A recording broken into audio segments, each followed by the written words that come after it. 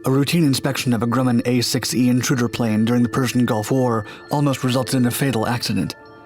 This video shows the moment Petty Officer J.D. Bridges was sucked into an engine while checking the launch mechanism of the aircraft. The flight deck crew member was stuck inside the engine intake for 3 minutes, but managed to come out practically unscathed. But how did Officer Bridges survive? It was only thanks to a series of lucky strokes and a convenient feature of the engine design.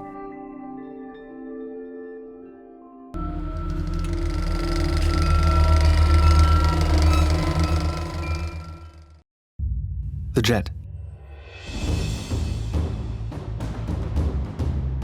The Grumman A-6E Intruder was an all-weather attack aircraft developed in the late 1950s. It was used by the Navy for over 4,700 combat sorties during Operation Desert Storm. The aircraft also served through the Vietnam War and engaged in combat over Iraq, Lebanon, and Libya. The Pratt & Whitney J-52 engines of the Intruder were mounted to the airframe, and the intakes were only a short height above the flight deck. According to experts, the engine of the plane can generate up to 9,300 pounds of thrust at full power, twice the power of the most powerful tornado. However, during safety checks, the J-52s of the Intruder did not operate at full strength. The incident.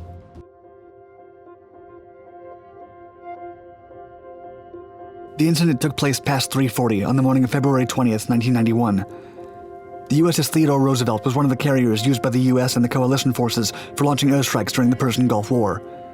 On the deck was a crewman making sure that the launch bar of a Grumman A-6E Intruder was seated in the catapult shuttle. After checking the hookup process, he signaled to the catapult operator that the pilot could throttle the aircraft's engines. He then exited the area, and the pilot got ready for launch. Petty Officers J.D. Bridges and Michael McDonald were responsible for the next step of the process, checking the holdback bar, launch bar, and catapult shuttle. After their inspection, they were supposed to let the pilot know if anything required adjustment or was unsafe. Otherwise, the pilot would have increased the engine power to proceed with the control surfaces check. This video shows how Officer Bridges entered the area in an almost straight position. However, the procedure states that crewmen are supposed to crouch while preparing for a catapult launch at the flight deck. That was an especially important role when operating the Intruder, since the engine's intakes weren't very far above the ground. While Bridges was walking next to the portside engine intake of the Intruder, he got sucked in by the engine in a split second. The jet engine immediately ingested Bridges' goggles, helmet, and float coat. This provoked a massive flame to come from the exhaust.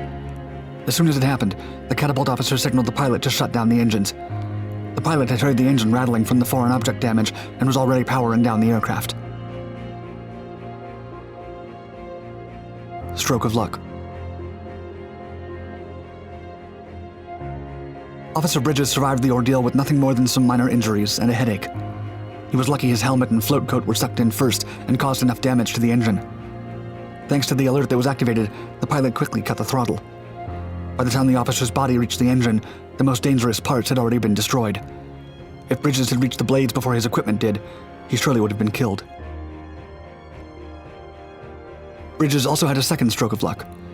Daniel P. Streckfuss, an officer who witnessed the incident, told the Daily Mail that Bridges survived thanks to the design of the engine. The Pratt & Whitney J-52 that sucked the officer in has a large cone built in, which protrudes from the Intruder between the engine and the first stage compressor fan blades. Even though the pilot cut the throttles, the engine was still spinning due to the centrifugal force. That would have been enough to kill him. Fortunately, the first body part of Bridges to get sucked in was his arm. That got him stuck between the engine's nose cone and the intake and prevented him from reaching the blades.